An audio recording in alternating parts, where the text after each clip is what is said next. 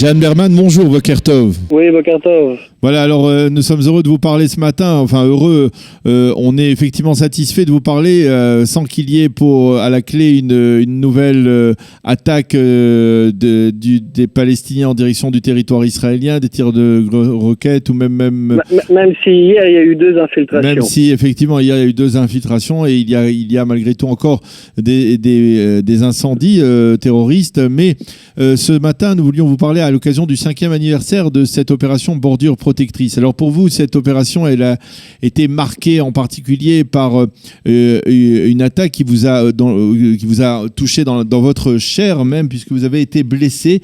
Et on se souvient tous de cette photo où on vous voit protéger vos enfants. C'est une photo qui a fait votre famille qui a fait le tour du monde. C'était donc en pleine opération de Bordure Protectrice. Je voudrais que vous nous rappeliez ce qui s'était passé ce jour-là.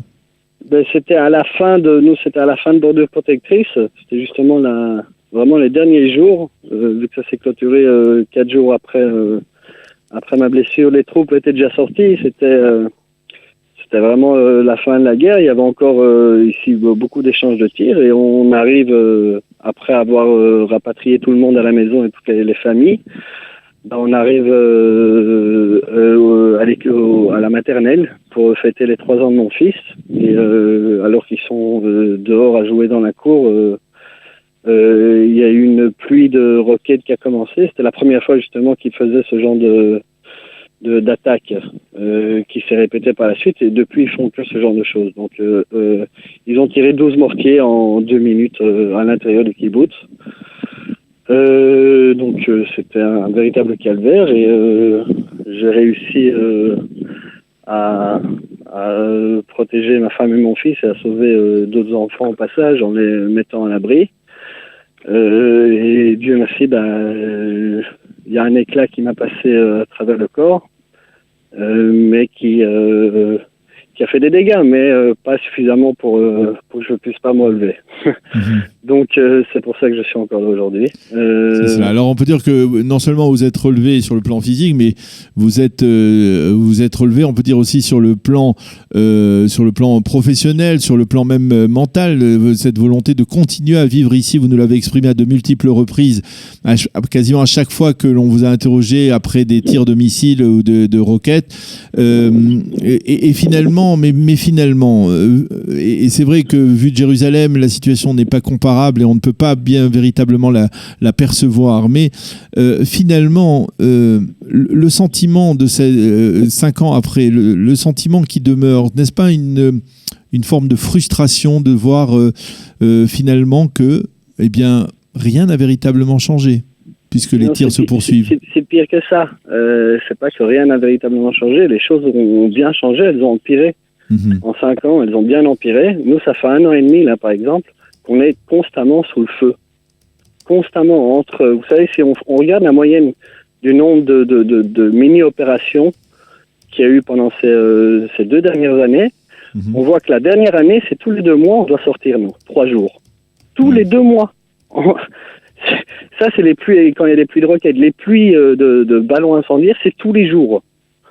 Ça fait 1 an et demi, donc c'est bien pire. La situation n'a fait qu'empirer. Le Hamas a une mainmise encore plus forte sur Gaza. Et nous ici maintenant, on commence, vous savez, pendant toutes ces années, nous, on est resté ici parce qu'on y croit encore. Mais je dois pas vous cacher que là, ça commence à devenir très difficile d'y croire parce qu'on voit qu'il y a rien qui change. Nous, on sait qu'on va droit à la 4e guerre. Pour nous, elle a déjà commencé. Ça fait 1 an et demi qu'elle a déjà commencé. C'est une guerre d'usure là, et c'est en train de nous user parce que notre résilience, on n'est pas des super-héros quoi. Donc nous aussi, on a nos limites et là, on arrive. Les familles commencent à craquer. On le voit, les gens commencent à partir alors qu'on était la région la plus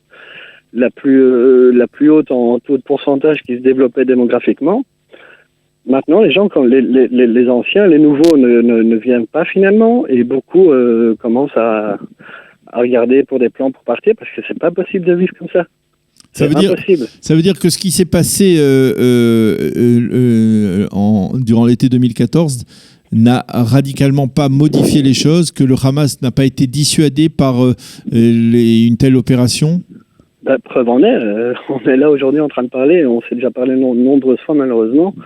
La première roquette qui avait été tirée après l'opération, c'était en janvier 2015. Oui, Et l'opération s'est arrêtée en août 2014. Fin août. Donc, même pas 6 mois, quoi. 6 mois après, boum, ils nous tirent déjà dessus. Alors qu'ils nous avaient dit, on est parti pour des années de silence, Alors, 6 mois après, c'était déjà reparti pour nous. Alors la question que l'on vous pose, c'est que lorsque vous parlez, vous, les habitants du pourtour de la bande de Gaza, d'une solution, est-ce que quelqu'un entrevoit une solution, ou alors finalement on est dans l'impasse et quelque part il y a pas, vous considérez aussi, comme le considère Benyamin Netanyahou, il l'a d'ailleurs dit à de multiples reprises, que véritablement il n'y a pas de solution au problème de Gaza? Mais s'il n'y a pas de solution, qu'ils le disent clair et net, parce que alors nous, ici, on saura quoi faire. Donc ce sera clair, au moins le message sera clair, on prendra nos valises et on ira faire notre vie ailleurs, ici en Israël, il y a assez de place. Donc mais ça, c'est ça. Hein. Ici, notre région, on est à 60%, on produit 60% d'agriculture nationale. 60%. Elle est produite chez nous, à Eshkol, au conseil régional d'Eshkol. Donc on va dire, ok, il n'y a pas de solution, ça c'est vraiment triste alors. Si le génie israélien n'arrive pas à trouver une solution à ça, c'est une grosse claque pour nous, je pense, pour tout Israël. Ça, j'y crois pas. Peut-être c'est pas la solution que lui désire, mais je crois pas au fait qu'il n'y ait pas de solution. Il doit y avoir une solution, c'est pas possible. Si vous étiez en face de Netanyahou, qu'est-ce que vous lui diriez? Vous lui diriez il faut faire rentrer l'armée israélienne dans Tsahal et reprendre le contrôle de la bande dans Gaza, et reprendre le contrôle de la bande de Gaza. Je lui demanderais qu'il m'explique pourquoi est-ce qu'on en est arrivé là.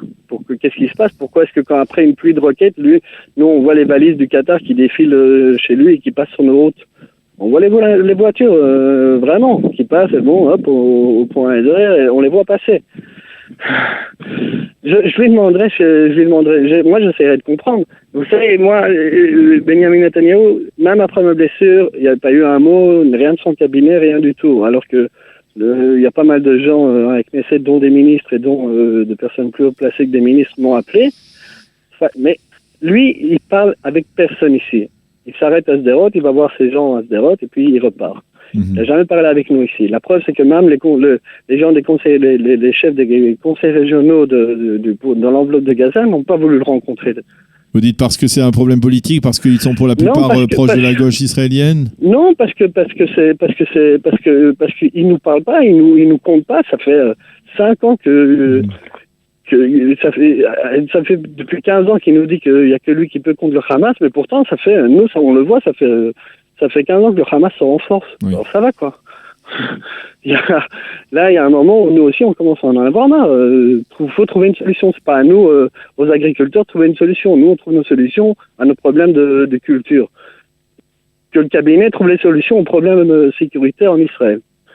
Chacun son rôle. Eux ont voulu le faire et on a un cabinet, on a des gens suffisamment capables et intelligents à eux de trouver la solution. Mais nous, on doit avoir une solution parce qu'on ne peut pas vivre comme ça. Un message qui est dirigé vers Benyamin Netanyahou, à faire quelque chose, ne plus laisser cette situation se pourrir telle qu'elle est actuellement, 5 ans après donc cette opération aux bordures protectrices. Rien n'a changé.